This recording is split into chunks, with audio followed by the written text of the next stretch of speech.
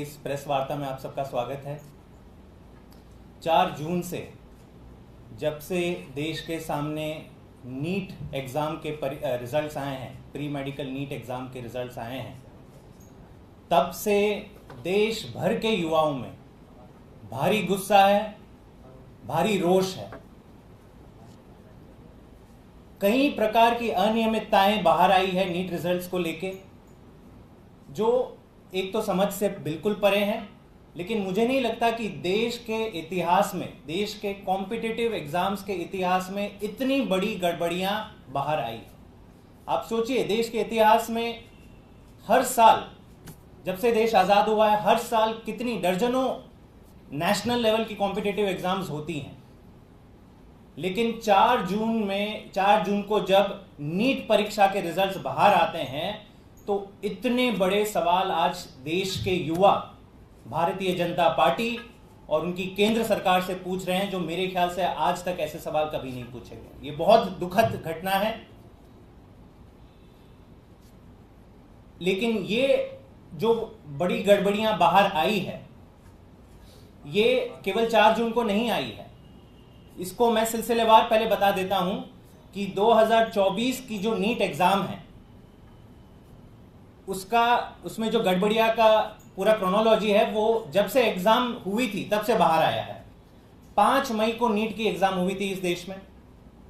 कुल 24 लाख कैंडिडेट्स ने ये एग्जाम दी थी। 24 लाख कैंडिडेट्स, 5000 सेंटर्स में ये एग्जामिनेशन हुई थी।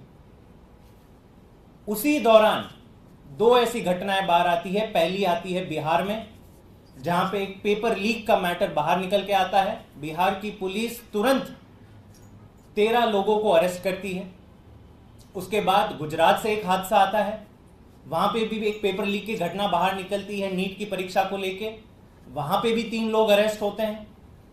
लेकिन ये घटना घटने के बाद आज तक केंद्र सरकार या इन दोनों राज्यों की सरकारों ने बताया नहीं है कि क्या पेपर लीक हुआ था, कहां तक पहुंचा था, कितने लोगों तक ये लीक पेपर पहुंचा था। इस पे कोई स्पष्टीकरण नहीं आया। ना ही नेशनल टेस्टिंग एजेंसी एनटीए जो नीट कराती है, ये भी इस मैटर पे पूरी तरह से चुप है। तो एक तरफ आपने लोगों को अरेस्ट कर दिया है और दूसरी तरफ आप ये बोल भी नहीं रहे हैं कि नहीं पेपर लीक हुआ है या नहीं हुआ है। तभी से नीट 2024 की परीक्षा पर सवालिया निशान खड़े होने शुरू हो गए। और दोस्तों, जब 4 जून को रिजल्ट्स बाहर आए नीट एग्जाम के, तो मेरे ख्याल से जितना भी संदेह था, ये पूरी तरह से हट गया। ऐसा लग रहा है कि देश के युवाओं के साथ, उनके भविष्य के साथ इतना बड़ा खिलवाड़ इससे पहले नहीं हुआ। हमें लगता है नीट एग्जामिनेशन में गड़बड़ियां नहीं हुई है, एक बहुत बड़ा घोटाला हुआ है। और ये मैं क्यों कह रहा हूं, ये मैं आपको बता दूं। पिछले 4 दिनों से केवल एक मुद्दा देश के युवा डिस्कस कर रहे हैं कि जो रिजल्ट्स आए हैं, इनमें इस प्रकार की गड़बड़ियां कैसे निकल सकती हैं। पहली गड़बड़ी, जिस एग्जाम में अमूमन हर साल 2 टॉपर 3 टॉपर घोषित हुआ करते थे, इस साल 67 टॉपर, जिनको 720 में से 720 मार्क्स मिले, वो घोषित हुए। मैं तो आज भी दंग हूं। 720 में से 720 मार्क्स, 100% मार्क्स देश के इतिहास के किसी भी कॉम्पिटिटिव एग्जाम में नहीं मिले इतने बच्चों को, लेकिन नीट के एग्जाम में मिल गए। पिछले सालों की अगर बात करें तो 2023 में केवल 2 कैंडिडेट्स को फुल मार्क्स मिले थे।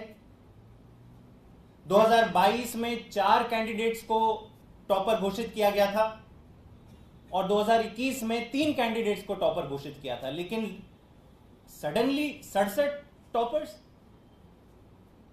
दूसरी बात, इसमें यह भी पता चलता है कि जो 67 टॉपर में से जो 6 टॉपर थे, वो झज्जर हरियाणा के एक सेंटर से निकलते हैं।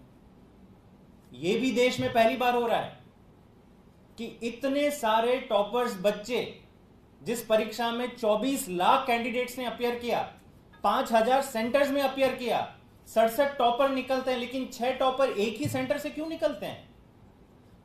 रिमेनिंग जितने टॉपर्स हैं, 61 टॉपर्स, वो सारे एक एक सेंटर से निकलते हैं, लेकिन 6 टॉपर हरियाणा के झज्जर सेंटर से निकलते हैं।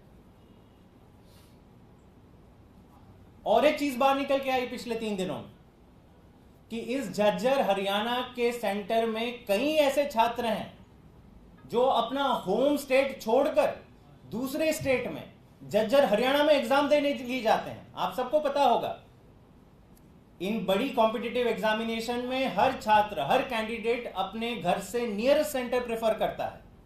कोई भी कैंडिडेट एक स्टेट से दूसरे स्टेट नहीं जाता एग्जाम देने के लिए, इसलिए 5000 सेंटर खोले गए एग्जाम के लिए। लेकिन झज्जर हरियाणा में बाहर के स्टेट के कैंडिडेट्स आ जाते हैं और वहां से कह रहे हैं कि केवल 6 टॉपर्स नहीं, टॉप 100 में से भी कई और छात्र हैं जो इस झज्जर हरियाणा के सेंटर से निकलते हैं। और चीजें निकल के आ रही है पिछले 3 दिनों में, ऐसा स्कोरिंग पैटर्न निकल के आ रहा है जो समझ से परे है। नीट एग्जामिनेशन में हर सवाल के 4 मार्क्स होते हैं, अगर आप गलत देते हो तो -1 होता है। लेकिन कई ऐसे छात्र हैं जिनको 719 मार्क्स मिले हैं, 718 मार्क्स मिले हैं। ऐसे ऐसे मार्क्स मिले जो मैथमेटिकल कैलकुलेशन में बैठते ही नहीं है। सारे वो कैंडिडेट जिन्होंने एग्जाम दी थी, परीक्षा दी थी, वो दंग है कि ऐसे कैसे मार्क्स कुछ बच्चों को मिल जाते हैं जो समझ के परे है।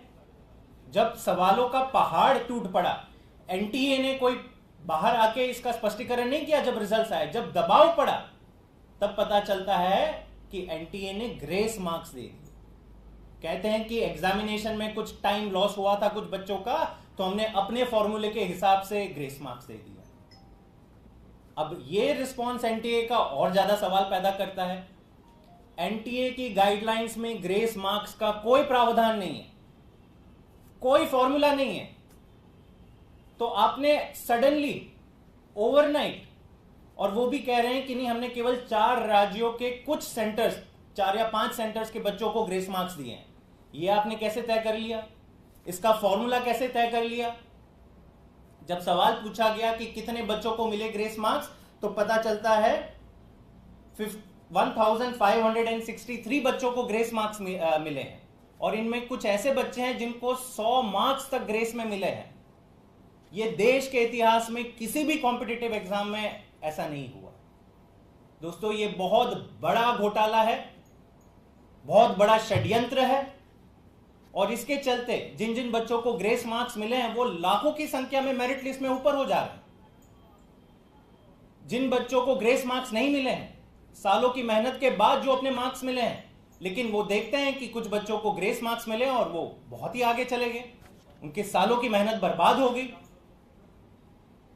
जब से देश के युवा भारतीय जनता पार्टी और उनकी केंद्र सरकार को यह सवाल पूछ रही है, तो पूरी की पूरी भाजपा चुप है।